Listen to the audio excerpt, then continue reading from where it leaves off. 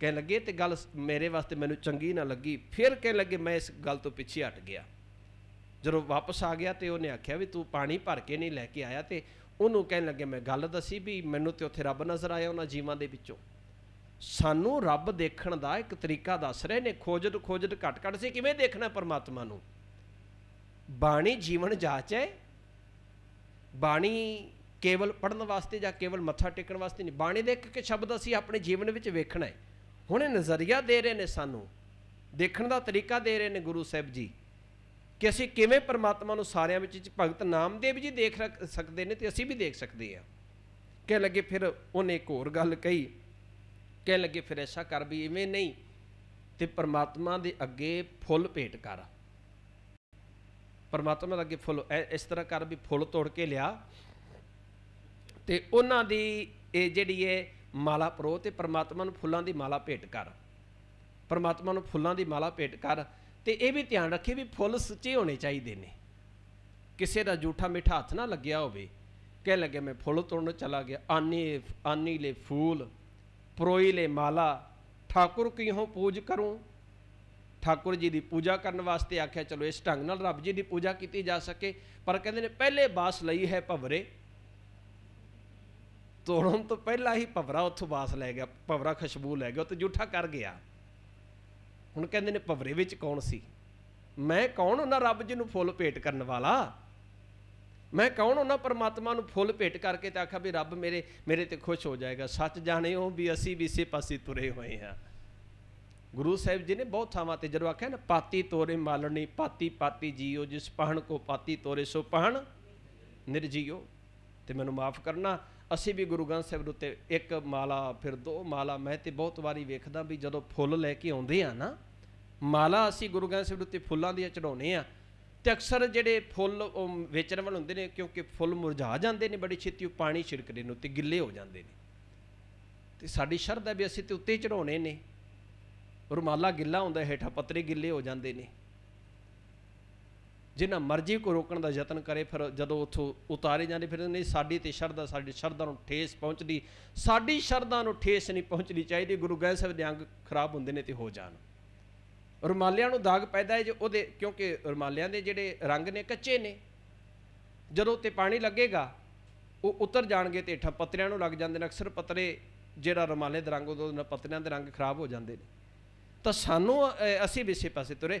गुरु साहिब कहते हैं भलिया तू परमात्मा दे अगे फुल भेंट करके ते उन्हें खुश करने का यतन कर रहे, पर भवरे दे रूप दे विच आपे रसिया आप रस, आपे रावणहार। हुण भवरे दे अंदर भी परमात्मा आप बैठा होया सी, उन्होंने वेखिया ही कोई नहीं, तू फुल तोड़ के रब नूं खुश करन तुरिया होया है सारे जीव जंतुआं दे अंदर। फिर कह लगे मैनू होर ये गल कही कि चलो इस तरह नहीं तो चलो दुध बड़ा पवित्र हुंदा है, दुध का भोग लवा परमात्मा जी नूं, ठाकुर जी नूं दुध का भोग लवा।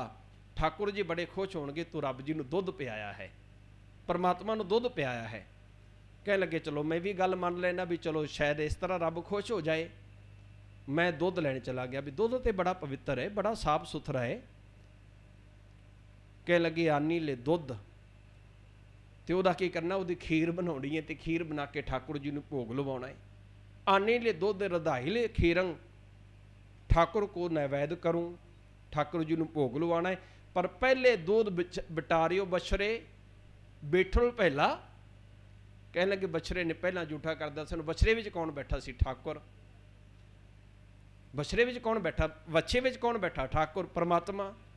तो कह लगे मैं उस बछरे विच रब नूं नहीं वेखिया, मैं पत्थर विच केवल रब नूं वेख रहा, मैं बछरे विच रब नूं नहीं तकिया। हुण जिहड़ा बंदा ये सोच लैके चलिया भी उत्थे रब नहीं है, दूजी वो रब तो केवल चार दीवारी दे अंदर है।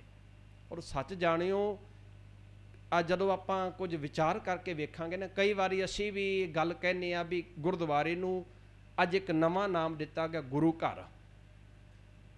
गुरु घर जिहदा अर्थ ये बनता है भी गुरुद्वारा ही गुरु का घर है। एक प्रचलित पहला भी आही रब का घर है, भगवान जी का आही घर है। चार दीवारी जिहड़ा भी किसी धर्म उत्ते बिलीव करता है उन्हें अपनी चार दीवारी वली उहदे विच अपने रब नूं स्थापित कीता ते आख्या भी ये मेरे रब का घर है। गुरु साहब ने आख्या भी नहीं, ये चार दीवारियां विच रब दा घर नहीं। किसी चा यही कारण सी ना, जदों आपां वेखदे हां गुरु नानक साहब मक्के जाण दा कारण की सी, उत्थे यही जाके समझाया सी ना भी जिधर रब नहीं है मेरा पैर उधर कर दिओ। ते उन्हां ने गल पढ़ी होई सी भी परमात्मा ते ला मकान है। ला मकान तो भाव परमात्मा नूं, खुदा नूं किसी मकान दे विच बंद नहीं किया जा सकता, किसी चार दीवारी दे विच उहनूं सीमित नहीं किया जा सकता। तो सारियां थावां ते जरे जरे दे विच है।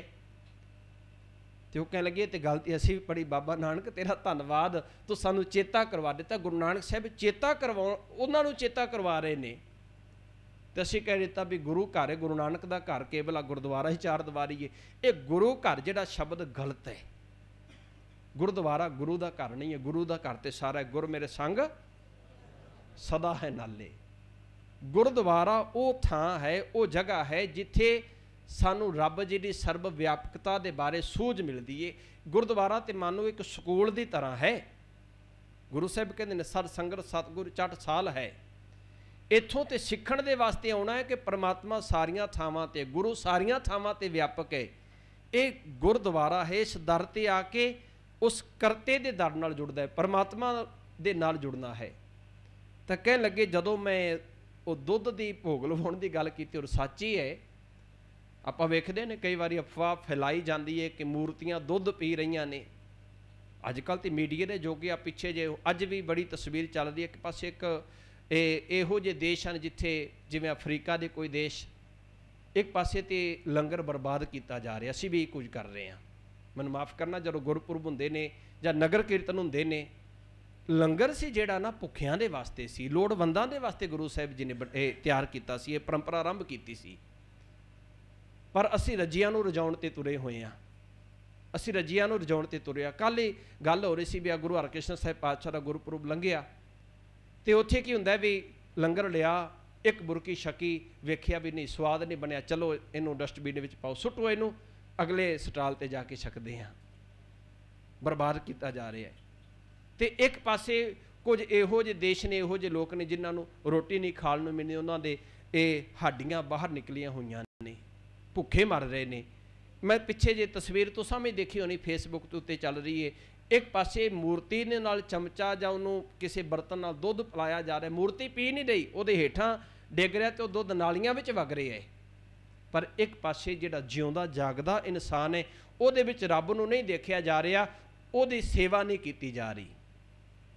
गुरु साहिब जी ने की कीता, कह लगे परमात्मा सारियां विच व्यापक ते प्रैक्टिकली, क्योंकि पहला तो सी भी मेरा रब होर है, तेरा रब होर है, उहदा रब होर है। परमात्मा वंडिया गया, जदों रब वंडिया गया भी तेरा देवता होर है, मेरा देवता होर है, परमात्मा दे टोटे टोटे कर दिते गए, परमात्मा वंड दिता गया। जदों रब वंडिया गया फिर मनुखता वंडी गई।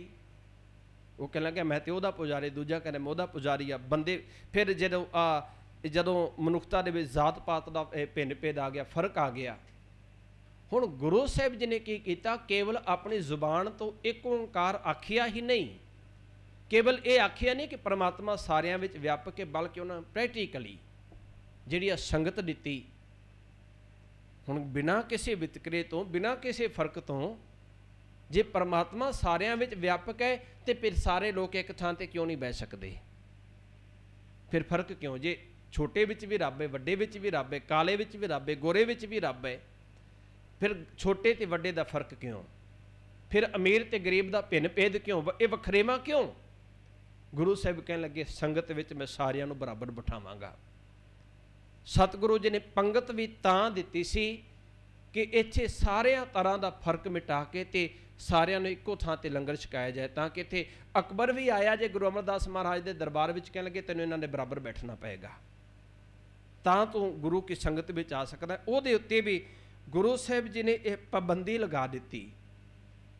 और जदों आपां गल करिए सरोवर बनवाए सतगुरु जी ने जां बौलियां बनाईयां, उहदे पिछे भी कारण ये सी कि पानी भी वंडे हुए सन। रब सारियां विच नहीं सी वेख्या जा रहा ना। जदों साडे देश की वंड हुई तो मैं बजुर्गों कोलों सुनदा हुंदा सां कि उदों स्टेशनां ते पानी वेचिया जांदा सी किसी रूप में, थैलियां में जां किवें भी, तो उत्थे लिखिया होंदा मुसलमान का पानी तो हिंदू का पानी है।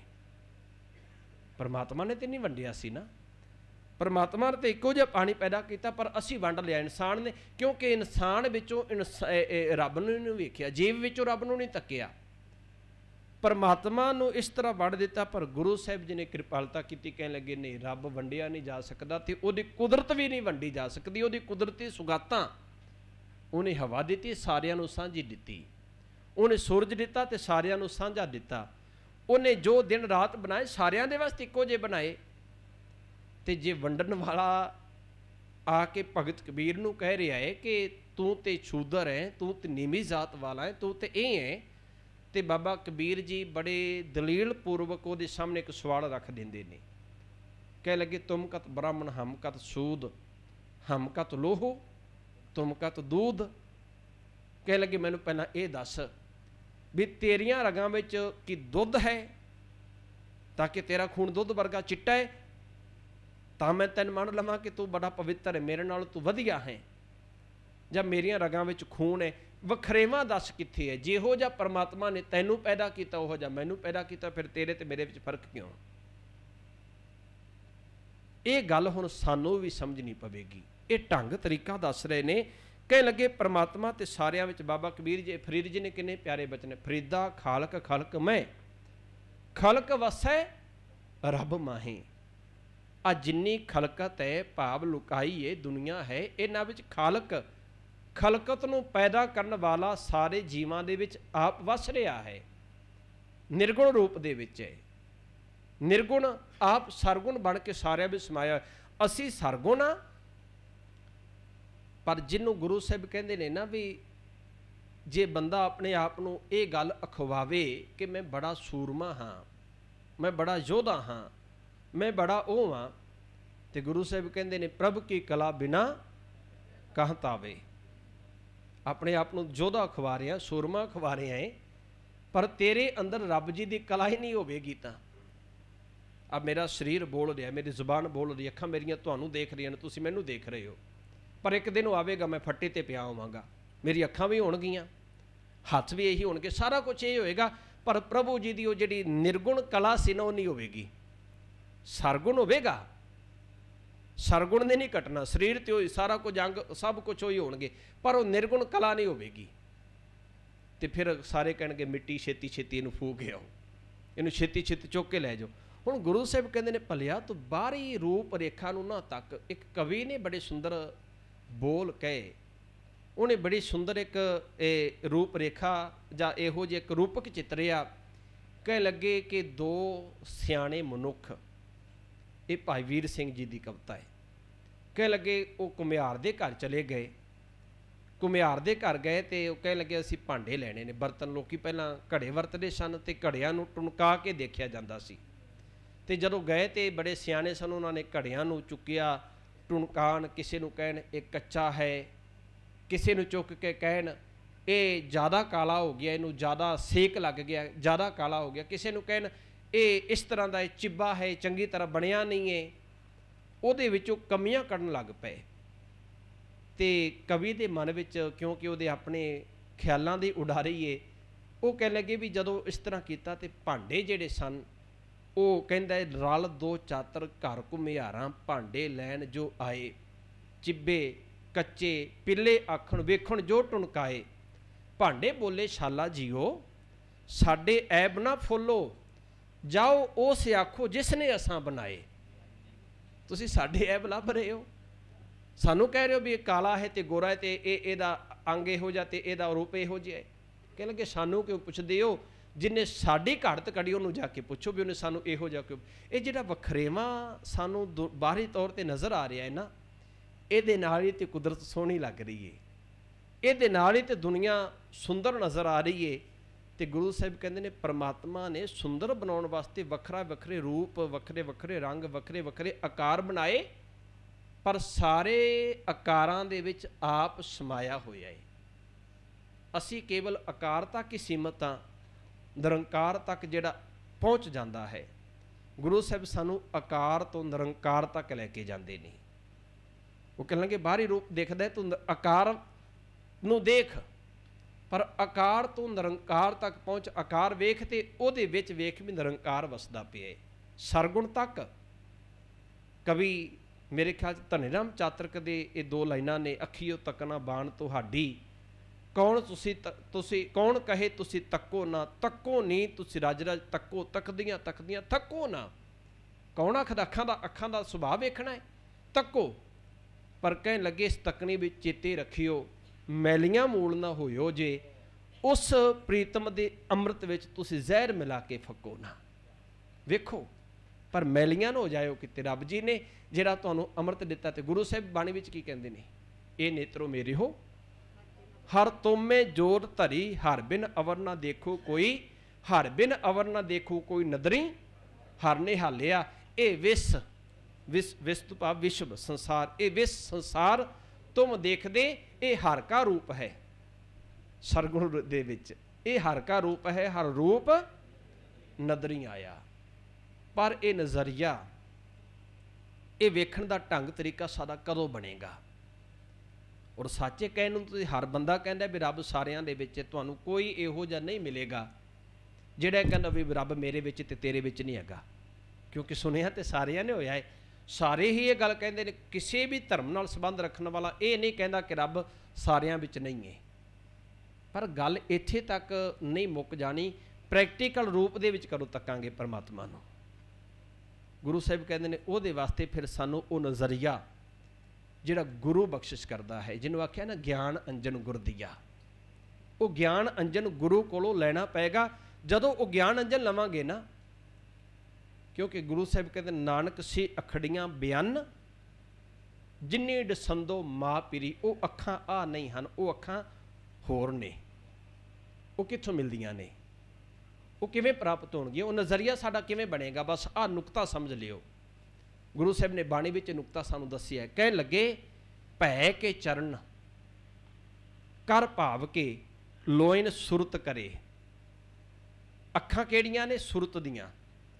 ਮੈਂ ਕੱਲ ਵੀ ਬੇਨਤੀ ਕੀਤੀ ਸੀ, ਸੁਰਤ ਜਿੰਨੀ ਸਾਡੀ ਸ਼ਬਦ ਨਾਲ ਜੁੜੇਗੀ, ਜਿੰਨੀ ਵਿਚਾਰ ਨਾਲ ਜੁੜੇਗੀ, ਸੁਰਤ ਵਿੱਚ ਜਿੰਨੀ ਸੱਚ ਦੀ ਵਿਚਾਰ ਆਏਗੀ ਨਾ, ਉਹਨੂੰ ਕਹਿੰਦੇ ਨੇ ਫਿਰ ਤੀਜੇ ਨੇਤਰ ਦਾ, ਤੀਜੀ ਅੱਖ ਦਾ ਖੁੱਲ੍ਹ ਜਾਣਾ।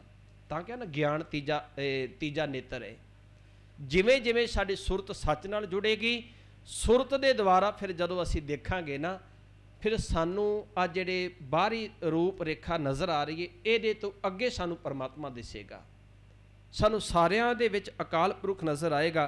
ਕਿੰਨੇ ਪਿਆਰੇ ਬਚਨ ਭਾਈ ਨੰਦ ਲਾਲ ਜੀ ਦੇ ਪੜ੍ਹ ਰਿਹਾ ਸਾਂ। ਉਹ ਕਹਿੰਦੇ ਨੇ ਕਿ ਭਲਿਆ ਤੂੰ ਤੇ ਕੁਝ ਹੋਰ ਹੀ ਵੇਖ ਰਿਹਾ, ਤੇ ਮੇਰੇ ਨਜ਼ਰੀਏ ਨਾਲ ਕਿਤੇ ਤੱਕ ਕੇ ਵੇ। ਕਹਿੰਦੇ ਨੇ ਦਿਲ ਗਰਦਾਨਾ ਬਵੱਧ, ਤੇਰਾ ਅੰਦਰ ਕਿਤੇ ਸਿਆਣਾ ਹੋ ਜਾਏ ਨਾ, ਤੇਰੇ ਅੰਦਰ ਕਿਤੇ ਗਿਆਨ ਦੀ ਚਿੰਗ ਲੱਗ ਜਾਏ, ਤੇ ਕਹਿਣ ਲੱਗੇ ਅੰਦਰ ਕਿਨਾਰਸ਼ ਯਾਰ ਹਸਤ, ਤੇਰੀ ਬਗਲ ਦੇ ਵਿੱਚ, ਤੇਰੀ ਗਲਵਕੜੀ ਦੇ ਵਿੱਚ ਤੈਨੂੰ ਤੇਰਾ ਪਿਆਰਾ ਨਜ਼ਰ ਆਏਗਾ। ਫਿਰ ਕਹਿੰਦੇ ਨੇ ਚਸ਼ਮਗਰ ਵੀ ਨਾ ਬਵੱਧ, ਚਸ਼ਮੇ ਨੇ ਅੱਖਾਂ ਤੇਰੀਆਂ, ਕਿਤੇ ਅੱਖਾਂ ਸਿਆਣੀਆਂ ਹੋ ਜਾਣ, ਅੱਖਾਂ ਦੇ ਵਿੱਚ ਕਿਤੇ ਜੋ ਤੇਰੇ ਕੋਲ ਦੇਖਣ ਵਾਲੀ ਉਹ ਕਲਾ ਆ ਜਾਏ। ਚਸ਼ਮਗਰ ਦੀ ਨਾ ਬਵੱਧ ਹਰ ਤਰਫ ਦੀਦਾਰ ਅਸਤ, ਜਿੱਧਰ ਵੀ ਵੇਖੇਂਗਾ ਤੈਨੂੰ ਰੱਬ ਨਜ਼ਰ ਆਏਗਾ। ਫਿਰ ਕਹਿੰਦੇ ਨੇ ਮੈਂ ਜਦੋਂ ਵੇਖਿਆ, ਕਹਿਣ ਲੱਗੇ ਬ੍ਰਾਹਮਣ ਮੁਸ਼ਤਾਕ ਕੇ ਬੁੱਤ, ਮੈਂ ਬ੍ਰਾਹਮਣ ਵੱਲ ਤੱਕਦਾ ਤੇ ਬੁੱਤ ਵਿੱਚ ਹੀ ਰੱਬ ਨੂੰ ਵੇਖਦਾ ਹੈ। ਉਹ ਕਹਿੰਦਾ ਆਹ ਹੀ ਭਗਵਾਨ ਹੈ, ਮੂਰਤੀ ਰੱਬ ਹੈ। ਤੇ ਜਦੋਂ ਕਹਿਣ ਲੱਗੇ ਮੈਂ ਕਿਸੇ ਜ਼ਾਹਿਦ ਫਿਦਾ ਖਾਨਕਾਹ, ਮੈਂ ਕਿਸੇ ਮੁਸਲਮਾਨ ਵੀਰ ਵੱਲ ਤੱਕਦਾ, ਤਾਂ ਉਹ ਕਹਿੰਦਾ ਵੀ ਆ ਖਾਨਕਾ ਜਿਹੜੇ ਇਹ ਬਣੀ ਹੋਈ ਹੈ, ਉਹਦੀ ਥਾਂ ਇੱਥੇ ਹੀ ਰੱਬ ਵਸਦਾ ਹੈ। ਤੇ ਕਹਿਣ ਲੱਗੇ ਭਲਿਆ ਹਰ ਕੁਝਾ ਜਾਮੇ ਮੁਹੱਬਤ, ਕਿਤੇ ਤੂੰ ਮੁਹੱਬਤ ਦਾ ਜਾਮ ਪੀ ਕੇ ਵੇਖ, ਕਿਤੇ ਉਸ ਰੱਬ ਨਾਲ ਪਿਆਰ ਕਰਕੇ ਵੇਖ, ਫਿਰ ਤੈਨੂੰ ਨਾ ਬੁੱਤ ਵਿੱਚੋਂ ਰੱਬ ਨਜ਼ਰ ਆਏਗਾ, ਨਾ ਕਿਸੇ ਧਾਰਮਿਕ ਸਥਾਨ ਵਿੱਚੋਂ। ਫਿਰ ਤੇ ਤੈਨੂੰ ਸਾਰੀਆਂ ਥਾਵਾਂ ਤੇ ਦੀਦਾ ਮਮ ਸਰਸ਼ਾਰ ਹਸ, ਤੇਰੀਆਂ ਅੱਖਾਂ ਸਾਰੇ ਪਾਸੇ ਰੱਬ ਨੂੰ ਤੱਕਣਗੀਆਂ, ਤੈਨੂੰ ਸਾਰਿਆਂ ਪਾਸੇ ਅਕਾਲ ਪੁਰਖ ਨਜ਼ਰ ਆਏਗਾ। ਔਰ ਮੈਂ ਛੋਟੀ ਜਿਹੀ ਬੇਨਤੀ ਕਰਕੇ ਸਮਾਪਤੀ ਵਾਲੇ ਪਾਸੇ ਆਵਾਂ। ਲੋਕ ਅੱਖਾਂ ਬੰਦ ਕਰਕੇ ਰੱਬ ਤੱਕਦੇ ਨੇ, ਅੱਖਾਂ ਬੰਦ ਕੀਤੀਆਂ ਜਾਂਦੀਆਂ ਰੱਬ ਦੇ ਦਰਸ਼ਨ ਕਰਨ ਵਾਸਤੇ, ਕਹਿੰਦੇ ਨੇ ਅੱਖਾਂ ਬੰਦ ਕਰ ਲਓ। ਵੱਖਰੇ ਵੱਖਰੇ, ਕੋਈ ਕਹਿੰਦਾ ਜੇ ਅੱਖਾਂ ਤੇ ਅੰਗੂਠੇ ਰੱਖੋ ਤੁਹਾਨੂੰ ਰੱਬ ਨਜ਼ਰ ਆਏਗਾ, ਇਸ ਤਰ੍ਹਾਂ ਜੋਤ ਦੇਖੋ, ਲਾਈਟ ਦੇਖੋ, ਤੁਹਾਨੂੰ ਚਾਨਣ ਦੇਖੋ, ਤੁਹਾਨੂੰ ਰੱਬ ਨਜ਼ਰ ਆਏਗਾ। ਕਿਸੇ ਤਸਵੀਰ ਨੂੰ ਸਾਹਮਣੇ ਰੱਖ ਕੇ ਤੇ ਅੱਖਾਂ ਬੰਦ ਕਰਕੇ ਤਸਵੀਰ ਦਾ ਧਿਆਨ ਧਰੋ। ਸਿੱਖਾਂ ਨੇ ਵੀ ਇਹ ਕੰਮ ਸ਼ੁਰੂ ਕਰ ਦਿੱਤਾ। ਸਾਡੇ ਵਿੱਚ ਵੀ ਕੋਈ ਸੰਤ ਬਾਬੇ ਪੈਦਾ ਹੋ ਗਏ, ਕਹਿਣ ਲੱਗੇ ਗੁਰੂ ਨਾਨਕ ਦੀ ਮੂਰਤੀ ਅੱਗੇ ਰੱਖੋ, ਅੱਖਾਂ ਬੰਦ ਕਰਕੇ ਜਪਜੀ ਦਾ ਪਾਠ ਕਰੋ, ਤੁਹਾਨੂੰ ਗੁਰੂ ਨਾਨਕ ਦਿਸੇਗਾ। ਭਲਿਓ ਸ਼ਬਦ ਗੁਰੂ ਨਾਨਕ ਦਾ ਰੂਪ ਸੀ, ਗੁਰਮੂਰਤ गुर शब्द है। मूर्त किहड़ी? गुरु की तस्वीर गुरु का शब्द है, गुरु का जीवन गुरु का शब्द है। ਉਹਦੇ ਵਿੱਚੋਂ ਸਾਨੂੰ गुरु नज़र नहीं आया, ਅਸੀਂ मूर्तियां ਵਿੱਚੋਂ गुरु ਲੱਭਣਾ शुरू कर दिता भी इस तरह बंद करो अखां ते तुहानूं रब दिसेगा। पर जिहड़ी गुरमत दी विचार है अखां बंद करके रब नूं वेखण नूं नहीं कहंदी। भगत कबीर कहंदे ने दोए दोए लोचन पेखां हों हर बिन और ना देखा। कह लगे मैं अखा बंद करके रब नूं नहीं वेखदा, मैं अखा खोल के परमात्मा नूं वेख रहा। तो दोवें दोवें अखा, ना तो एक अख बंद की ना सज्जी ना खब्बी, मैं तो दोवें अखा खोल के वेखदा तो मैनूं रब नज़र आउंदा है। निर्गुण सारियां दे विच है, सरगुण जो सानूं दिस रहा है इस सरगुण दे विच सानूं निर्गुण नज़र आ जाए, आकार दे विचों सानूं निरंकार नज़र आ जाए। बस गुरु साहिब जी ने बाणी दे द्वारा सानूं असूझ बख्शिश कीती है। आकार जिहड़ा है ये नाशवान है, पर जिहड़ा अंदर निरंकार बैठा है वो नाशवान नहीं है। जदों असीं अविनाशी दे नाल जुड़ जावांगे ना, नाशवान तो उच्चे उठ के भी नाशवान दे अंदर परमात्मा है, सारियां विच व्यापक है प्रभु सच जाणिओ। फिर सानू घर विचों, और मैं ये छोटी जी बेनती करा, असी जे घर विच अपने घर दे जीवां विच रब नहीं तकिया ना, जे उन्हां अंदर रब जाण के जां सिख जाण के उन्हां दे जूठे बर्तन नहीं मांजे, फिर गुरुद्वारे जाके भी मांजण दा कोई फायदा नहीं है। जे उन्हां दी सेवा इस करके नहीं कीती भी इन्हां विच भी रब है, सानू अपने घर दे जीवां विचों अपने बुढ़े बजुर्ग बापू विचों रब नज़र नहीं आ रहा। असी गुरुद्वारियां ते मंदिरां ते धार्मिक स्थानां ते रब लभण तुरे होए हां। तां गुरु साहिब ने कहा सी भलिया तू अपने आप विच रब तक, अपने घर दे परिवार विचों रब तक, अपने आंढियां गवांढियां विचों परमात्मा नूं देख, ते फिर देखी तेरे जीवन का ढंग तरीका ही कुछ बड़ा निराला होवेगा। सारियां विच तैनूं अकाल पुरख नज़र आएगा। इहो जी मुहब्बत, इहो जिहा प्रेम चों परमेश्वर दे नाल पा लवे ते तैनूं आकार विचों निरंकार नज़र आ जाएगा। गुरु किरपा करे। इत्थे विचारां नूं सोचदा हाँ, अनेक प्रकार दीयां भुल्लां हो गईयां होणगीਆਂ। आप सरबत संगत बख्शंद हो बख्श लेना। बहुत बहुत धन्यवाद सत्कारयोग सरदार हरिंदरपाल सिंह जी चेयरमैन साहब का, जिन्हां ने आप संगतां दा ये दर्शन करन दा पहली वारी ये सबब पहली वारी इस भाग बख्शिश किया। अनजान हाँ, सीखण दा यतन करना, क्योंकि सिख ते हमेशा विद्यार्थी है। तो जो कुछ कमी नज़र आए मैनूं जरूर दस्सण दी किरपालता करना, तां जो अगे वास्ते मैं थोड़ा जिहा सुधार कर सकां। वाहिगुरू जी का खालसा, वाहिगुरू जी की फतेह। धन्यवाद सर प्रकाश सिंह जी। अखीर विच जिहड़ी इन्हां ने गल कही कि जे घर विच अपने बजुर्गां दे विच रब नहीं वेख्या, तो मैंने एकदम याद आया कुरान दे विच एक आयत है, और उस आयत विच कहा कि मनुख ने परमात्मा नूं कहा सी कि मैनूं किवें पता लगे कि तू मेरे नाल खुश है कि मेरे नाल नाराज़ है। मैं तेरी इन्नी इबादत करदा, पर मैनू किस तरह मैं इस गल नूं समझां कि तू मेरे नाल खुश है कि मेरे नाल नाराज़ है। तो उस आयत विच कहा गया कि एक आवाज़ आई, उस विच कहा कि जा तू घर जा, जे तेरे माता पिता तेरे नाल खुश ने तो मैं तेरे नाल खुश हाँ, कि जे तेरे नाल माता पिता खुश नहीं तो फिर मैं तेरे नाल खुश नहीं हाँ।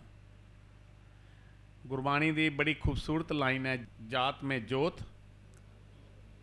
कि हर बंदे दे विच जोत है और उस जोत विच जाता अकाल पुरख है। बड़ी एक कविता सी, कहंदे कि चौराहा है, चौराहे दे उत्ते एक पासे मंदिर है, एक पासे मस्जिद है, एक पासे गुरुद्वारा है, एक पासे गिरजा है। तो वो कहंदा कि इधर मस्जिद उधर मंदिर, इधर गुरुद्वारा उधर गिरजा, इंसान का बच्चा कहीं भी गिर जा।